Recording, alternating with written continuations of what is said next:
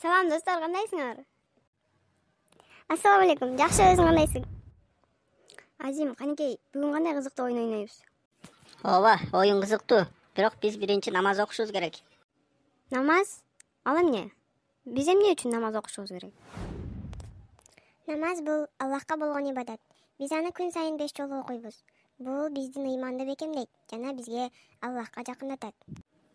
Намаз бизге тынчтык, жакшылык жана бактылуулук алып келет. Аллах дайым бизди көрүп турат. Ата, намаз эмне үчүн маанилүү? Намаз бул Аллахка болгон эң чоң ибадат.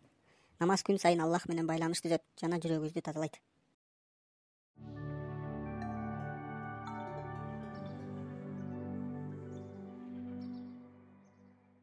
Намазды бекем окуу адамдын ыйманын күчөтөт.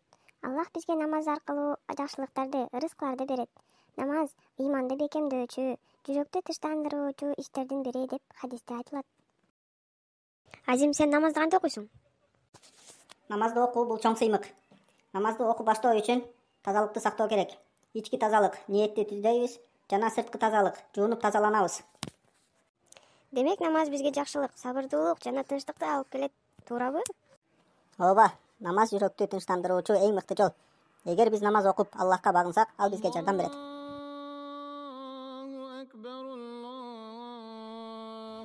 Намазыңыздар кабыл болсун, достор. Намаз окуу биз үчүн чоң сыйлык. Ал бизге күч-кубат берет. Намазды окуп Аллах менен байланыш түзүү абдан маанилүү. Аллах бизге ыраазы болот.